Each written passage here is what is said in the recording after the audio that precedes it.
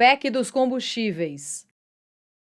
Essa redação final da PEC, né, dessa proposta de emenda constitucional em relação aos impostos sobre combustíveis, reforça o poder do Centrão. Né? É uma emenda, o texto sai do gabinete do ministro Ciro Nogueira, uma combinação lá no partido dele, progressistas, enfim, e que contraria a posição do ministro Paulo Guedes, que era favorável apenas a uma redução dos impostos ou eliminação dos impostos federais sobre o diesel.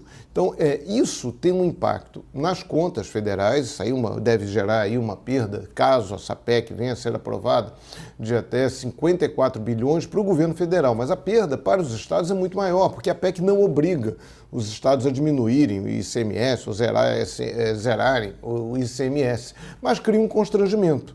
Então, só para ressaltar, os impostos sobre combustíveis representam 0,5% da arrecadação da União, do governo federal, e representam de 10% a 15% da arrecadação dos estados. Então, a perda para os estados será muito grande. Um outro problema, que é a questão da concorrência com o etanol, porque hoje os impostos sobre o etanol são bem menores, né? Em alguns estados, São Paulo, a diferença é São Paulo cobra 25% de ICMS sobre a gasolina e 13,3% sobre etanol. Então, se os dois impostos forem zerados, se os impostos sobre gasolina e sobre etanol forem zerados, o custo do etanol vai ficar muito maior, ainda maior, e vai inviabilizar de vez esse programa, que é um programa que tem aí características importantes, até ambientais, e também de soberania nacional em torno de um determinado combustível. Enfim, o governo jogou politicamente, quer jogar pressão, quer passar aí de bonzinho nessa história toda da questão dos combustíveis. Vamos ver como é que isso anda no Congresso, é ano eleitoral,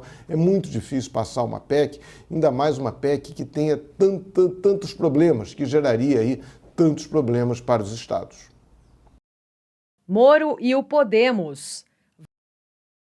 A Renata Abreu, presidente do Podemos, admitiu, né, na entrevista à CNN que veria bem, não teria problema nenhum, que o Sérgio Moro tivesse um acordo com a União Brasil, né, partido que será formado pela união do PSL e o DEM. Diz que é um momento de generosidade, não é momento de fincar pé. Isso é uma tentativa de dar um gás aí para a candidatura do Sérgio Moro. Né? Esses dois partidos têm uma estrutura nacional muito maior, ou seja, e também tem mais verbas. Né? Fundo partidário, fundo eleitoral, isso daria mais estrutura à campanha do Sérgio Moro. Mas não é fácil. E principalmente por que não é fácil? Porque até agora o Sérgio Moro está patinando nas pesquisas. Ele não chega aí sequer aos 2 pontos percentuais, não sinaliza que pode ser um candidato viável para o segundo turno. Então, para apoiar Sérgio Moro, que já é um candidato que não é muito bem visto aí no universo político, afinal de contas teve toda a atuação na Lava Jato, ele também, Sérgio Moro, também não via políticos com bons olhos, né? Fazia muitas críticas à chamada classe política, agora ele está um pouco mais tolerante, tem que ser, até por conta da candidatura dele, dos apoios que ele espera receber.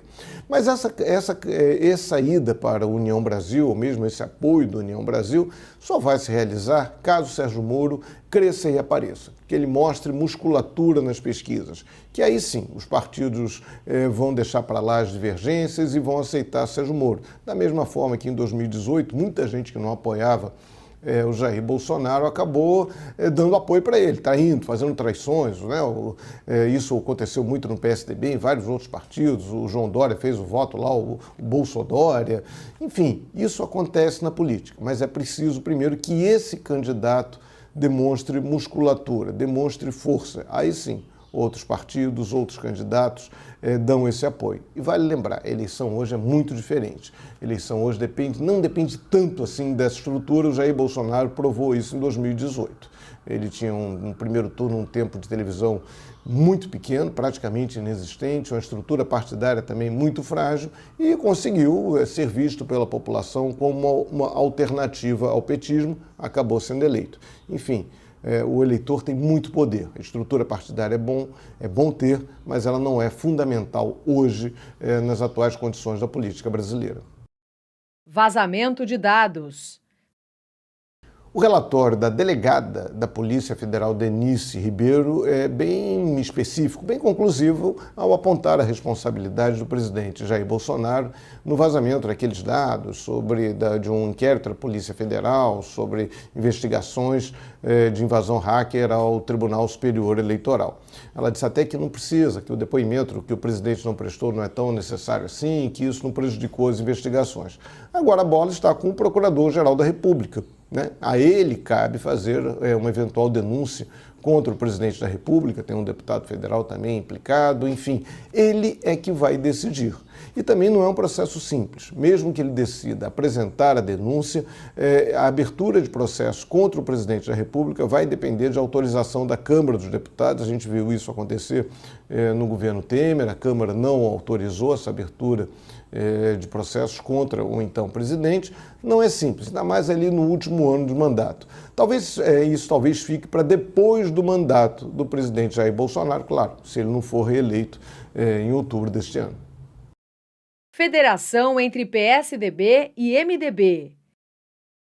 A possibilidade de criação de federações de partidos é uma grande novidade para que a legislação, uma grande novidade da legislação aprovada agora em 21, só que já está valendo para 22. É uma mudança muito relevante, muito importante e há muito pouco tempo para que ela seja digerida, para que os partidos conversem sobre isso. Basicamente, ela é motivada pela cláusula de barreira, uma legislação que vai exigindo dos partidos a cada eleição um melhor desempenho na eleição para deputados federais, há um percentual mínimo de votação que tem que ser atingido e muitos partidos temem não conseguir esse percentual mínimo. Então isso foi por aí. Agora, como é que faz essa união? E é uma união complicada. Você tem um casamento que vai durar pelo menos 4 anos, que tem que durar pelo menos 4 anos sem direito ao divórcio.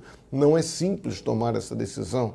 Há desde a questão de apoio a um candidato a presidente da República, a questão de governadores, uma federação, partidos que formam uma federação não podem lançar diferentes candidatos a presidente, a governador, a prefeito. Eles têm que, em cada estado, tem que lançar um candidato só. Não é fácil conciliar esses interesses regionais. Tem também a lista lá para deputado federal, estadual. Não é simples. Aí vem agora essa possibilidade do PSDB com o MDB. O PSDB, é bom lembrar, saiu de uma costela do então PMDB, havia uma revolta em setores de São Paulo contra o domínio do MDB pelo então governador Orestes Quercia, e um grupo de PMDBistas que se posicionavam mais à esquerda, o Mário Covas, o próprio Fernando Henrique, o Zé Serra, o Montoro, fizeram aí o PSDB, puxaram a fundação desse partido. E agora há uma possibilidade desse partido voltar a se reunir. Não é fácil, não é simples, há muitos interesses regionais e na política brasileira, de um modo geral, os interesses regionais também são importantes. O PSDB também andou piscando o olho aí para o Cidadania, até a possibilidade aí da senadora Elisiane Gama conversar, ser candidata a vice do Dória, ela é mulher, senadora, evangélica, enfim, tem muita conversa e pouquíssimo tempo, não é à toa que o PT foi ao TSE e pediu mais tempo para a definição dessas federações que valeriam a partir já dessa eleição de 22. PGR denuncia ministro da Educação. A Procuradoria-Geral da República, no caso aí do ministro da Educação, Milton Ribeiro, fez óbvio, denunciou o ministro por homofobia. Existe uma decisão do Supremo Tribunal Federal que equipara a homofobia ao racismo. Então não tem isso, não tem essa história de falar que homossexuais são filhos de famílias desajustadas. Ele deu declarações muito graves, muito terríveis, muito ruins, ainda mais sendo ministro da Educação, ele que tem que ser responsável, em última análise, pelo pensamento da educação brasileira, pela forma de executar esse processo educacional, para que não haja preconceito, para que todas as pessoas sejam respeitadas como merecem ser respeitadas. Então, não adianta falar porque ele é evangélico, ele é pastor, e a Bíblia condena a homossexualidade. A Bíblia foi escrita dentro de um determinado contexto histórico. A Bíblia, trechos da Bíblia também admitem a escravidão, fala como os senhores devem tratar os seus escravos. as pessoas escravizadas. A Bíblia, em alguns momentos, admite a poligamia. Então, é por isso que a gente não é para ser seguido ao pé da letra, é para se entender o espírito da Bíblia, que é um espírito de fraternidade, um espírito de compreensão, de irmandade. E, de qualquer maneira, o Estado é laico.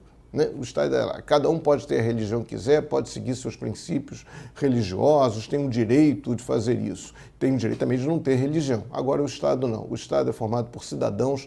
Todos somos iguais, independentemente de cor, independente de orientação sexual, independentemente de qualquer coisa. E o ministro ultrapassou essa fronteira, a PGR fez muito bem em denunciá-lo.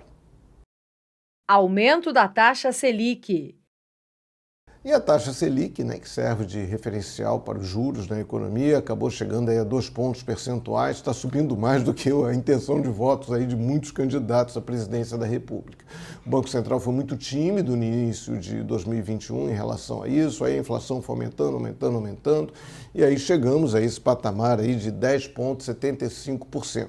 O Banco Central já disse que as próximas mexidas deverão ser mais modestas, até porque essa subida da inflação não tem causas apenas nacionais. Tem questões nacionais? Tem. Tem insegurança política, as idas e vindas do governo, declarações desajeitadas, desastradas, acabam gerando impactos na economia, gerando insegurança, isso acaba fazendo com que haja um aumento do dólar, aumento da inflação em si, mas tem questões internacionais, como o aumento do petróleo, que aqui no Brasil é mais sentido por conta do aumento do preço do dólar, da cotação do dólar, mas houve também questão de quebra de safra, falta de chuva. Então, essa inflação tem componentes bem variáveis, ainda que componentes que possam reagir, que possam ser afetados por esse aumento na taxa de juros. O problema é que aumento de taxa de juros, que é a medida ortodoxa lá, você abre a gaveta, já está o papelzinho pronto para isso, ela afeta a produção. O crédito fica mais caro, comprar uma geladeira, um carro, uma casa, tudo isso fica mais caro. Fica mais caro também para o empresário que quer investir, ele vai tomar um empréstimo, ele vai ter que pagar mais caro por esse empréstimo. Então isso gera uma retração, a tendência é gerar retração. Isso, no ano eleitoral, é ainda mais complicado. Então, a tendência é que o governo gaste mais, seja menos responsável nos gastos. A gente já viu essa história da PEC lá dos combustíveis, o governo quer abrir mão de combustível, dos impostos arrecadados em combustíveis. Se esse dinheiro não vier, como é que vai fazer? Ou seja, o governo vai ter que entrar no cheque especial, vai ter que ir no mercado pegar mais dinheiro.